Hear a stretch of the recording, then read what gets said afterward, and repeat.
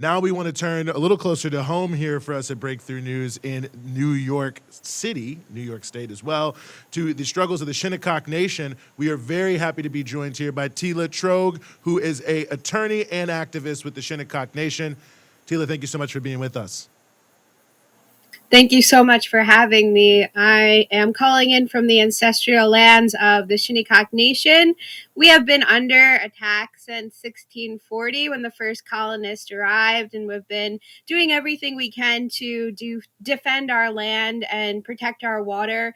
Our neighbors are billionaires, millionaires, the most wealthy people on the planet. And we have had our land stolen from us in frank violation of federal law. The worst instance was in 1859 when New York stole 4,000 acres of land from us. And since then, a group of Shinnecock women and activists have been banding together to try to convince the town of Southampton, which has almost unlimited amounts of resources, to protect what's left, protect the land that is left. And so with COVID-19, we have seen the bank account of the town swell with funds from tax money that's collected, with real estate transfers from all the new home purchases, with all the people just fleeing from the city and purchasing homes. And so we have the situation where we have a community preservation fund that's meant to preserve land that has excess of $175 million on it.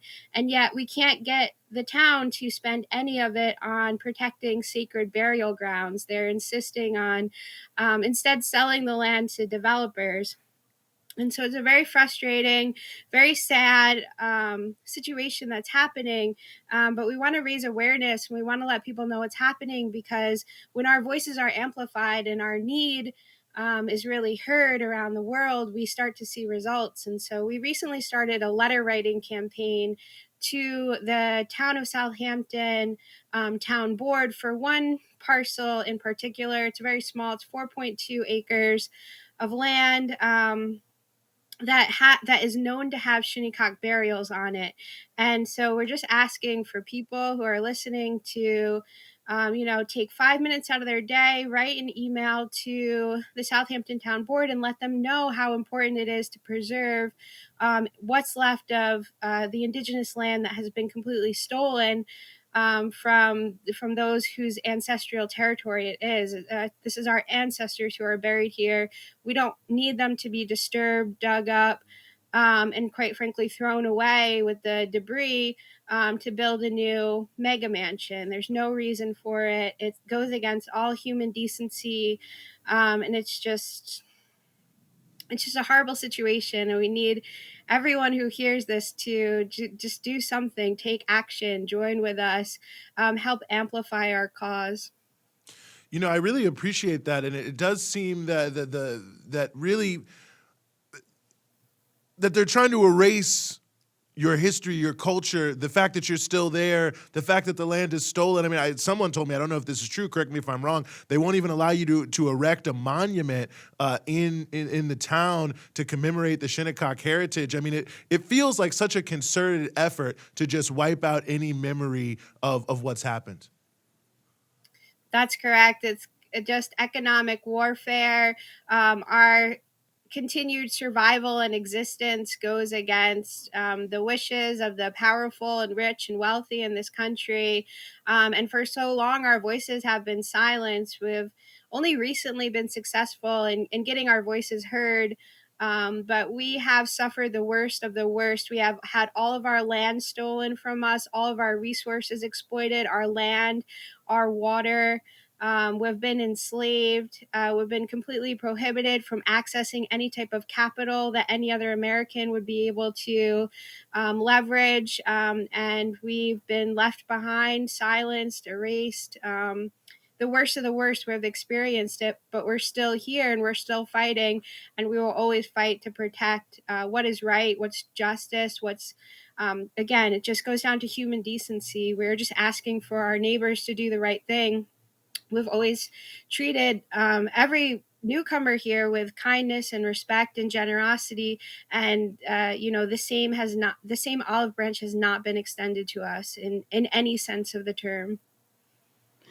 Not to take away from this very important issue that you're talking about, but just to broaden it out for a moment. Obviously, the pandemic has been horrible in terms of the way the government has dealt with it across the country, and people are pretty much on their own.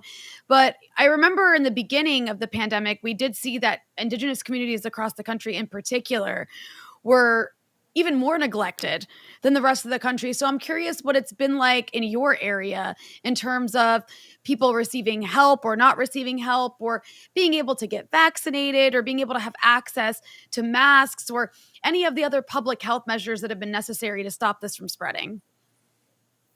It's been very difficult. We're treated as second class citizens in our own ancestral homelands. This country was founded on our land, and yet we don't even have United States Postal Service addresses. So, for a long time, when people were depending on deliveries to keep safe so that they didn't have to go out to the store, so that they didn't have to become exposed, we didn't have that available to us. Just going to the store here is extraordinarily expensive. The prices are set for billionaires, and it's been very hard just to access basic resources.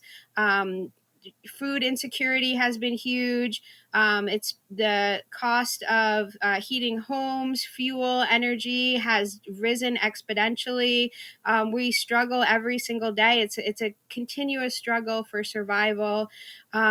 We have had some good access to the vaccine. I think New York State, in particular, did do a good job with its equity program in getting us the vaccine before a lot of other groups were able to access them. So for that, we are very thankful. But we have, before the pandemic, we were struggling to survive. It's only become that much worse with just the scarcity of resources that have been resulting of all the chaos around the world and the pandemic. Things have only gotten worse for us. Just when you couldn't even imagine worse, really. Right. No, it's a very, very good point. And Tela, is there a place that people can follow your struggle? And certainly, I think there are probably a lot of people watching this who will want to write letters to Southampton and might be wondering where and how they should look for other actions they should be taking. Instagram is definitely the best way to follow what we're doing. The best handle to follow is Warriors of the Sunrise, and we actively maintain our link tree with all of the actions that we're asking for our allies to take on our behalf.